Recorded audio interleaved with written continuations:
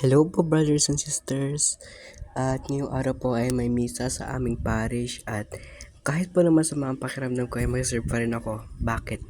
Yun nga po ay dahil nga si Bishop po ay ang magmimisa at ngayon pa lamang unang beses ako makakapag-serve sa misa ng obispo. So yun lang, watch until the end brothers and sisters. So at this part po is nakabiyahe na po ako papunta po sa parish namin. Silence Era.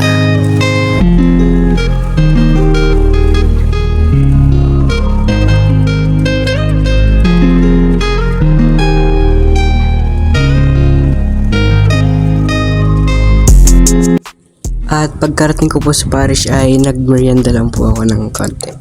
Buko po at saka turon.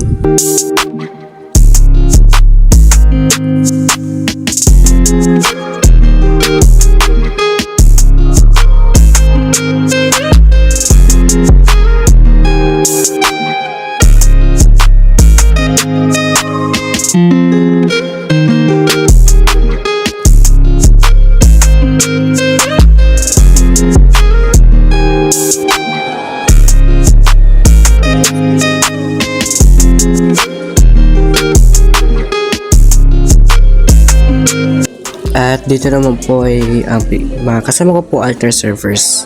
Yun po ay sa sacristy.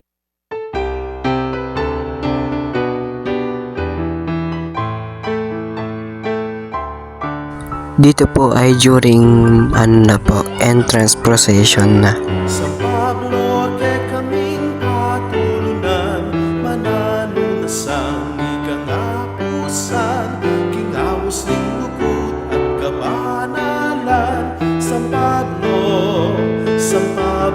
Apostol, San Pablo Apostol, ipanalangin mo kami. Ika-isaw Noa Imatarso, anyang papunta ka king Damasco, te patilip yaing mas nagasala, pantayong gulutan muing sala. Sa Pablo ke kaming patulunan, mananunasan ikang apusan, kingawas ning lukod at kabanalan. San Pablo Apostol, San Pablo Apostol, ipanalangin mo kami.